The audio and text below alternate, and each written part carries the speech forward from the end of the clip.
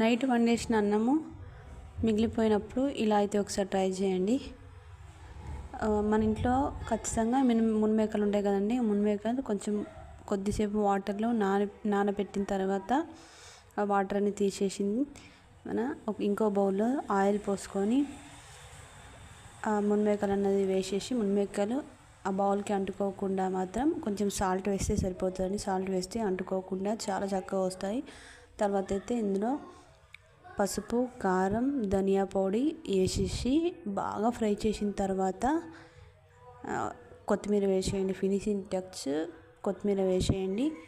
తర్వాత అయితే మనం మిగిలిపోయిన రైస్ ఉంటుంది కదా, రైస్ మంచిగా కలిపేసుకొని పొడిగా కలిపేసుకున్న తర్వాత ఈ రైస్ అనేది అందులో వేసేసుకొని కొంచెం ఒక 2 or 3 minutes స్టవ్ పైన పెట్టేసి కొంచెం వేడిగా చేస్తే అన్నము నెక్స్ట్ సర్వ్ చేసుకొని తినడం అనేది చాలా బాగుంటుంది.